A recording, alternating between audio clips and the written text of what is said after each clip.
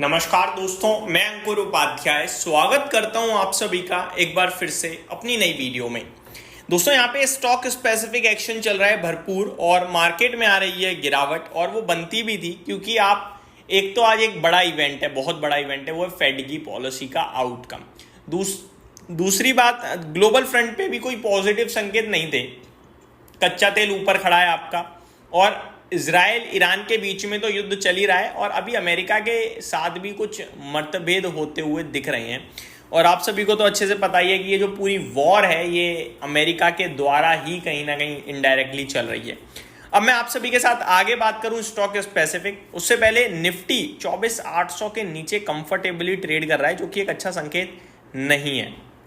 Days लो के पास है, हालांकि लाल निशान देखो तो केवल 70 पॉइंट का दिखेगा, लेकिन मिड कैप और स्मॉल कैप में भी गिरावट है और चौतरफा गिरावट है, यही बस थोड़ा सा नेगेटिव पॉइंट है। अब आ जाते हैं दोस्तों एक एक करके स्टॉक्स पे। सबसे पहले मैं आप सभी के साथ यहाँ पे 3 स्टॉक्स के बारे में बात करूंगा। सबसे पहले बात करेंगे पॉजिटिव इंडसइंड बैंक के लिए, देन डी मार्ट के लिए, देन लास्ट में हम नेगेटिव हिंदुस्तान जिंक की बात करेंगे। तो सबसे पहले इंडसइंड बैंक के बारे में बात करना चाहूँगा। आज के सेशन में शेयर में बढ़िया तेजी देखने को मिल रही है, करीब 5% की। अब ऐसा क्या हुआ है कि शेयर 5% भाग गया है, तो बताता हूँ। IndusInd bank share rises 3% on Nomura's target upgrade, sees 25% upside potential.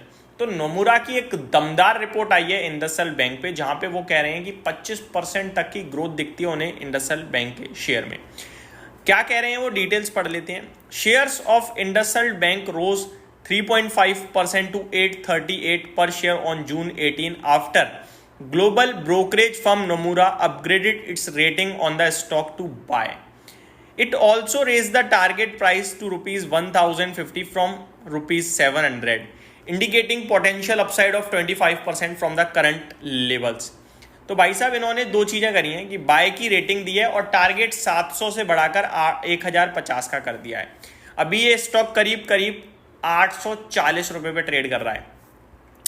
आगे बात करें दोस्तों तो the stock has fallen 13% so far this year. It has regained some momentum in the last month, rising by around 7%. According to Nomura analysts, most of the bank's legacy problems have now been addressed.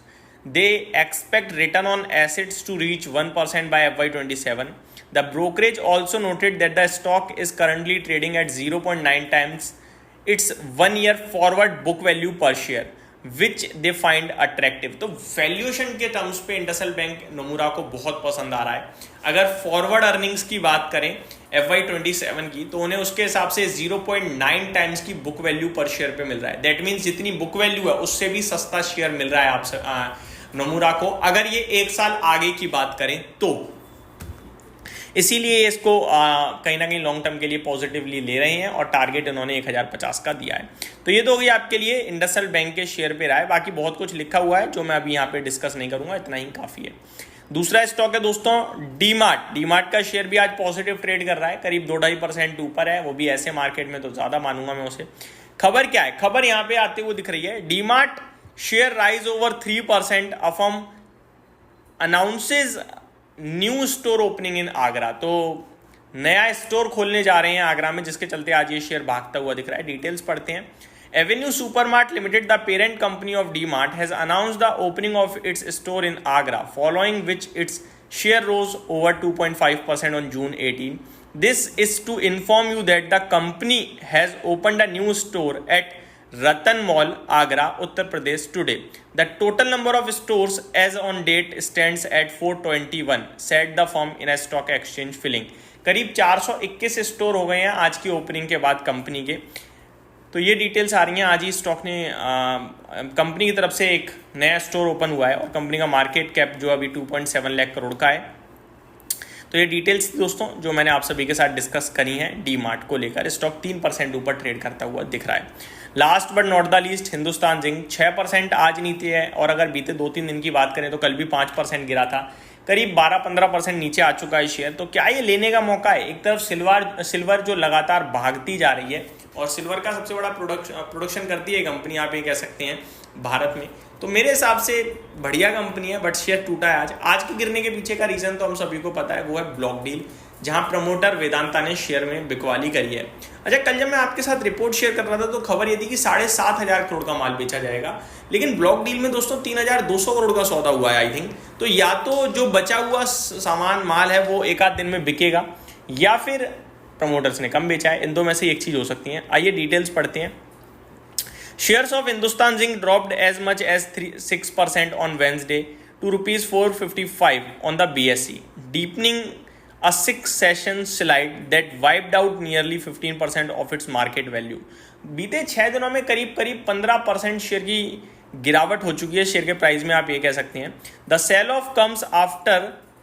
off comes just as the company is laying out a multi-year expansion plan, sparking a divide amongst Dalal Street brokerage over whether the current correction is a buying opportunity or a sign to stay cautious. तो दलाल street पे तो brokers थोड़े confuse हैं कि भैया ये मौका है गिरावट या फिर ये सावधानी का विषय है।